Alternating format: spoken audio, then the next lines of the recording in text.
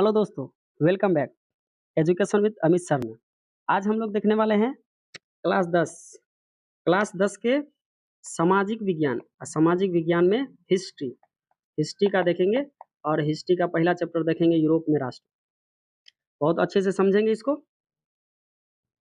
पहला क्वेश्चन कहता है, इटली तथा जर्मनी वर्तमान में किस महादेश के अंतर्गत आते हैं? तो हम लोग जानते हैं दुनिया में 7 महाद्वीप है या महादेश है।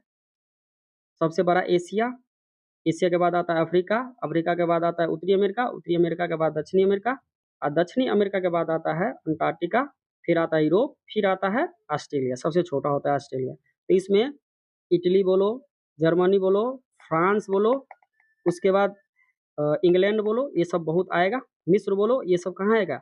यूरोप में। अगला क्वेश्चन देखते हैं, फ्रांस में किस शासन वंश की पुनः स्थापना वीना कांग्रेस द्वारा की गई थी? तो हम लोग जानते हैं फ्रांस में 1789 की क्रांति हुआ था। 1789 की क्रांति के पहले बुर्वो राजवंश का वहां पे शासक था।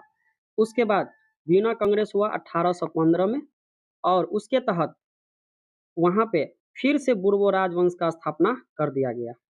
और ये जो वीना कांग्रेस हुआ उसका अध्यक्षता कौन किया था? तो ऑस्ट्रिया। तो ऑस्ट्रिया जो किया था, तो ऑस्ट्रिया का कौन था चांसलर? तो मेटरनिक। मेटरनिक याद रखना, खचरा हवा से।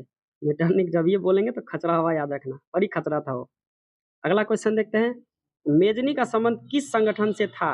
तो मेजनी का संगठन था कार्बोनारी से। कार्बोनारी क्या था? तो एगो था गुप्त संगठन, यानी गुप्त रूप से चलता था, और इसका स्थापना हुआ था 1810 में। और इससे मेजनी आके जुड़ गया और क्रांतिकारी भूमिका निभाई। उसके बाद अगला देखते हैं, यानी जर्मनी का एकीकरण में बहुत योगदान दिया है मेजनी। मेजनी को कहा जाता है इटली का पैगंबर, मसीहा इसको कहा जाता है मेजनी को। अगला क्वेश्चन देखते हैं चौथा, इटली एवं जर्मनी के एकीकरण के विरुद्ध निम्न में से कौन था? तो वही खचरहवा। खचरहवा कौन याद आया? ऑस्ट्रिया का चांसलर मेटरनिक, ऑस्ट्रिया का था। अगला क्वेश्चन देखते हैं, काउंट काबूर को विक्टर एमुएल ने किस पद पर नियुक्त किया था? तो काउंट काबूर जो थे उसको विक्टर एमुएल जो थे वो थे सार्डिनिया पिडमोंट के शासक, यानी राजा कह सकते हैं। उसने काउंट काबूर को प्रधानमंत्री नियुक्त किया था। ठीक है, प्रधानमंत्री। तो इसको याद रखना है। अगला क्वेश्चन, गेरिवाल्डी पेशे से क्या था? तो गेरिवाल्डी पेशे से नाविक थे। गेरिवाल्डी पेशे से नाविक थे, यानी काम उम करते थे, नाविक नाव चलाते थे। उसके बाद जर्मन राइन राज्य का निर्माण किसने किया था? तो ये किया था नेपोलियन बोनापार्ट। नेपोलियन बोनापार्ट आया फ्रांस में 1804 में, और 1804 में ये फ्रांस का सम्राट बन गया, और नेपोलियन संहिता लागू किया 1804 में। तो पूछेगा नेपोलियन संहिता किसने लागू किया? तो नेपोलियन बोनापार्ट ने। फ्रांस का शासक नेपोलियन बोनापार्ट कब बना? तो 1804 में। अगला क्वेश्चन, जाल्वेरिन एक कैसी संस्था थी? तो ये व्यापारी सब मिल के एक संस्था बनाया था जिसका नाम था जाल्वेरिन, और इसका अध्यक्षता कर रहा था प्रसा। तो इसको याद भी रखना, इसका अध्यक्षता कौन कर रहा था? प्रसा। अगला क्वेश्चन है, रक्त एवं लोह की नीति का अवलंबन किसने किया था? तो इसको याद रखना है, मेजनी। कौन किया था? मेजनी। मेजनी ने 3 गो युद्ध करके जर्मनी का एकीकरण कर दिया था। अब मेजनी क्या था? तो कूटनीतिज्ञ। मेजनी बोल दिए। बिस्मार्क, बिस्मार्क क्या था? कूटनीतिज्ञ। ठीक है, और 3 गो युद्ध करके ये जर्मनी का एकीकरण पूरा किया था। अगला क्वेश्चन है, फ्रैंकफर्ट की संधि कब हुई थी? तो फ्रैंकफर्ट की संधि जो हुआ था वो 1871 में हुआ था, और इसी के तहत इटली का एकीकरण पूरा हो गया। अगला क्वेश्चन देखते हैं, नेपल्स की क्रांति कब हुई? तो नेपल्स की क्रांति हुआ था 1821 में। इसको याद कर लेना। चार्टिस्ट आंदोलन कहाँ हुआ था? तो चार्टिस्ट आंदोलन हुआ था इंग्लैंड में। अगला क्वेश्चन है, यूनान को एक स्वतंत्र राष्ट्र घोषित किया गया था, तो कब किया गया? 1832 में। याद रखना है इसको, 1832 में। और बोलेगा एड्रियानोपुल की संधि कब हुआ था? तो 1829 में। इसको याद रखना है, 1829। अगला क्वेश्चन है, कार्बोनारी संगठन किस वर्ष हुआ? तो कार्बोनारी संगठन अभी बताए थे, उससे पहले बताए थे 1810 में। उसके बाद एड्रियानोपुल की संधि कब हुआ? ये भी अभी बताए हैं, 1829 में। उसके बाद है एड्रियानोपुल की संधि किन दो देशों के बीच? ये हुआ था तुर्की और रूस के बीच। इसके बाद अगला क्वेश्चन, सेडान का युद्ध किनके बीच हुआ था? तो सेडान का युद्ध हुआ था फ्रांस और प्रसा के बीच। 3 गो युद्ध हुआ था, पहले डेनमार्क से, फिर हुआ था ऑस्ट्रिया से, फिर हुआ था फ्रांस से। इसके बाद फ्रैंकफर्ट की संधि होता है और इटली का एकीकरण पूरा हो जाता है। उसके बाद अगला क्वेश्चन, किस देश का हंगरी पर पूर्ण अधिपत्य था? तो किस देश का था? तो इसको याद रखना, ऑस्ट्रिया। हंगरी पर ऑस्ट्रिया। खचरावा था मेटरनिक, इसका ऑस्ट्रिया का चांसलर, याद रखना, पूछा जाता है एग्जाम में। पोलैंड के विद्रोह को किसने कुचल दिया? तो रूस ने। पोलैंड को विद्रोह को किसने कुचल दिया? रूस ने। अगला क्वेश्चन है, सन 1870 में फ्रांस और प्रसा के बीच युद्ध कहाँ हुआ था? तो सेडान में हुआ था, जिसको सेडान युद्ध भी कहा जाता है, याद रखना है। और उसके बाद उससे पहले ऑस्ट्रिया से हुआ था, ऑस्ट्रिया से हुआ था युद्ध, वो हुआ था सेडोवा में, याद रखना इसको। अगला क्वेश्चन है, यूरोप वासियों के लिए किस देश का साहित्य एवं ज्ञान विज्ञान प्रेरणा स्रोत है? तो यूनान का। इसको याद रखना, किसका है? यूनान का। अगला क्वेश्चन देखते हैं, युवा इटली संस्था का विकास किसने किया था? इसको याद रखना, मेजनी। अब मेजनी से याद रखना दो ठो, एगो यंग इटली बोलेगा, और एगो याद रखना यंग यूरोप। यूरोप भी याद रखना है, यूरोप। ये दोनों किया था। यंग इटली का स्थापना 1831 में हुआ था और यंग यूरोप का स्थापना 1834 में हुआ था। तो दोनों का विकास कौन किया था? मेजनी। उसके बाद अगला क्वेश्चन, बिस्मार्क निम्न में से क्या था? तो बिस्मार्क जो था वो कूटनीतिज्ञ था। वो एगो एगो देश से जाके संधि करता था और दूसरे देश को मारता था। बहुत अच्छा था वो। उसी ने जर्मनी का अकेले अपने दम पे क्या कर दिया? एकीकरण कर दिया था। उसके बाद अगला देखते हैं, सार्डिया पिडमोंट का शासक कौन था? बताए थे, विक्टर एमुएल। अगला क्वेश्चन है, यूनानी स्वतंत्रता संग्राम यानी यूनानी स्वतंत्रता आंदोलन बोल सकते हैं के दौरान कौन ब्रिटिश कवि शहीद हुए थे? इसको याद रखना, एग्जाम में पूछा जाता है, लॉर्ड बायरन। उसके बाद अगला क्वेश्चन है, जालवेराइन की स्थापना किस राज्य ने की? बताए थे, प्रसा। बताए थे, क्यों किया गया था? तो व्यापारियों के लिए किया गया था, या व्यापारियों के लिए था। अगला क्वेश्चन है, हंगरी की भाषा क्या थी? मेगियार भाषा है, जैसे हम लोग का भाषा क्या है? हिंदी, वैसे ही है किसका? हंगरी का।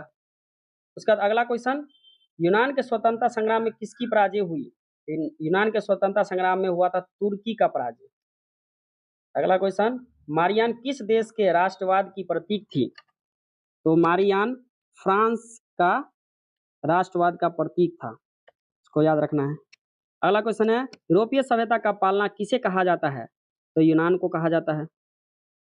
यहाँ का ज्ञान विज्ञान का स्रोत पूरे यूरोप के लिए गौरवपूर्ण था, इसलिए इसको कहा जाता है यूरोपीय सभ्यता का पालना। अगला क्वेश्चन है, एक्ट ऑफ यूनियन किस वर्ष पारित हुआ? तो 1688 में। अब बोलेगा गौरवपूर्ण क्रांति इंग्लैंड में कब हुआ? 1688 में। अगला क्वेश्चन देखते हैं, 1789 की फ्रांसीसी क्रांति के समय वहां किस राजवंश का शासन था? तो ये बुर्बो राजवंश का था, जो 1789 के बाद खत्म हो गया। और फिर वीना कांग्रेस 1815 में हुआ, उसके बाद फिर से बुर्बो राजवंश का स्थापना वहां पे कर दिया गया। अगला क्वेश्चन है, नेपोलियन संहिता किस वर्ष लागू की गई? बताए थे 1804। नेपोलियन फ्रांस का सम्राट कब बना? 1804। अगला क्वेश्चन है, जर्मनी के एकीकरण के लिए बिस्मार्क ने कितने युद्ध किए थे? तीन युद्ध किए थे। पहला युद्ध किया था डेनमार्क से, दूसरा युद्ध ऑस्ट्रिया से, और तीसरा युद्ध किया था फ्रांस से।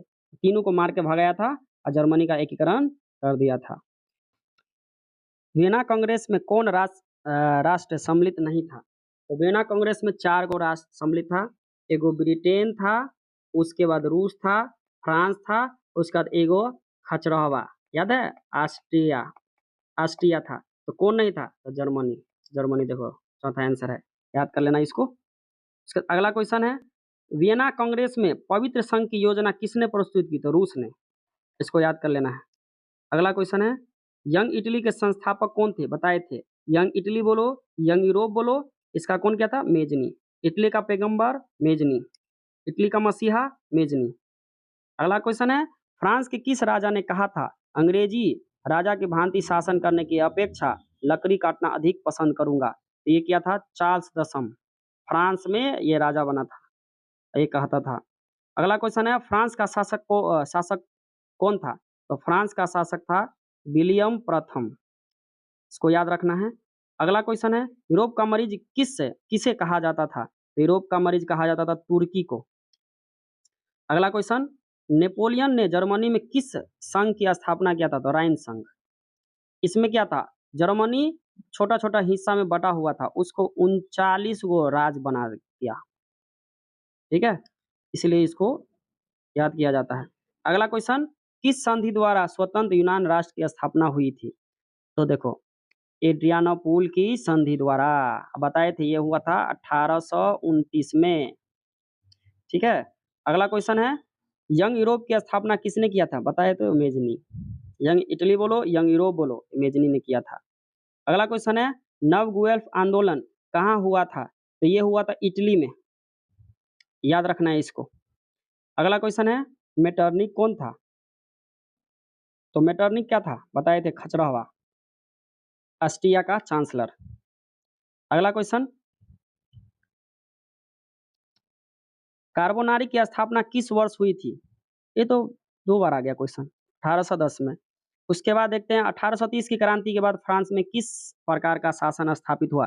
1830 की क्रांति के बाद तो उसमें हुआ था निरंकुश राजतंत्र, 1830 के बाद। उसके बाद अगला क्वेश्चन है, लाल कुर्ती नामक संस्था का गठन किसने किया था? तो लाल कुर्ती नामक संस्था का गठन किया था गिरिबाल्डी। गिरिबाल्डी इटली के दक्षिणतम भाग को एकीकरण किया था वो।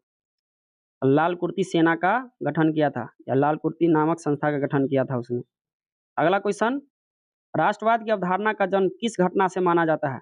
तो ये माना जाता है पुनर्जागरण से। बहुत सारा घटना है लेकिन सबसे अहम है पुनर्जागरण। अगला क्वेश्चन है, रक्त और लौह की नीति किसने अपनाई? इसको बताए थे एक बार, और क्वेश्चन आया था बिस्मार्क ने। अगला क्वेश्चन, किस युद्ध के बाद जर्मनी का एकीकरण पूरा हुआ? तो जर्मनी का एकीकरण पूरा हुआ था सेडान युद्ध के बाद। सेडान युद्ध किनके किन के बीच हुआ था? तो फ्रांस और प्रसा के बीच। ये कब हुआ था? 1870 में। इसको याद रखना, 1871 में फ्रैंकफर्ट की संधि होता है और उसके साथ क्या हो जाता है? जर्मनी का एकीकरण पूरा।